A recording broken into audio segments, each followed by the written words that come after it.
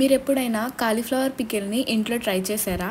ఒకవేళ ట్రై చేయకపోతే ఈ వీడియో చూసి ఇంట్లో చేసుకోండి. టేస్ట్ మాత్రం అదిరిపోతుంది. కాలీఫ్లవర్ని క్లీన్ చేయడం కోసం ముందుగా హాట్ వాటర్లో కొంచెం సాల్ట్ యాడ్ చేసుకొని తర్వాత కాలీఫ్లవర్ని యాడ్ చేసుకొని ఒక 3 మినిట్స్ వరకు బాయిల్ అవ్వనిచ్చి తర్వాత ఎండలో ఆరబెట్టుకోండి. ఎలాంటి తడి లేకుండా చూసుకోండి.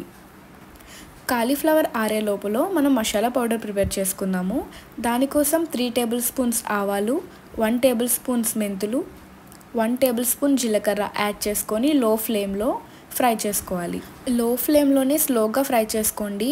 ఇఫ్ ఇన్ కేస్ మీరు హై ఫ్లేమ్ పెడితే అది మాడిపోయే ఛాన్స్ ఉంటుంది, పచ్చడి చేదొచ్చే ఛాన్స్ ఉంటుంది. కాబట్టి లో ఫ్లేమ్లో స్లోగా ఫ్రై చేసుకోండి.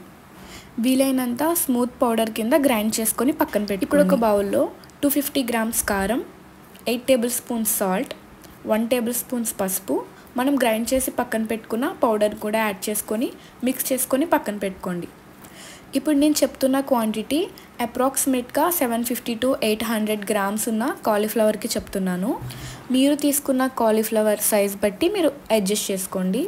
తాలింపు కోసం 250 గ్రామ్స్ ఆయిల్, 6 వెల్లుల్లి రెబ్బలు, 1 టేబుల్ స్పూన్ జీలకర్ర, 1 టేబుల్ స్పూన్ ఆవాలు, 1/2 టేబుల్ స్పూన్ మెంతులు, 2 ఎండుమిర్చి, కొంచెం కరివేపాకు యాడ్ చేసుకొని ఫ్రై చేసుకోండి. స్టవ్ ఆఫ్ చేసేసాక కొంచెం ఇంగువ కూడా యాడ్ చేసుకొని మిక్స్ చేసుకొని ఆయిల్ చల్లారేంత వరకు పక్కన పెట్టేసుకోండి. పచ్చడి మిక్స్ చేస్తున్నప్పుడు ఆయిల్ వేడిగా అస్సలు ఉండకూడదు, కంప్లీట్గా చల్లగా అయిపోవాలి. అలానే కాలీఫ్లవర్ కూడా ఎలాంటి తడి లేకుండా కంప్లీట్గా డ్రై అయిపోవాలి. నెక్స్ట్ ఇందులో మనం మిక్స్ చేసి పక్కన పెట్టుకున్న పౌడర్స్ 70 ml లెమన్ జ్యూస్, అంటే ఒక 8 నిమ్మకాయలు, కొంచెం పెద్ద సైజువే. తర్వాత మనం తాలింపు కూడా ఇందులో యాడ్ చేసుకొని మొత్తం మిక్స్ చేసుకోవాలి. ఇలా మిక్స్ చేసుకున్న పచ్చడిని 24 అవర్స్ వరకు మూత పెట్టేసుకొని ఉంచుకోండి.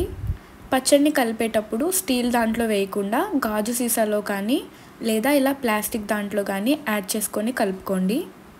24 అవర్స్ తర్వాత ఆయిల్ అనేది కొంచెం పైకి తేలుతుంది.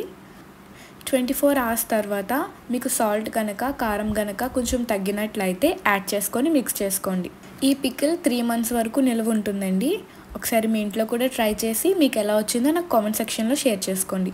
ఈ వీడియో కనుక మీకు నచ్చినట్లయితే please like, share and subscribe to my channel. Bye bye.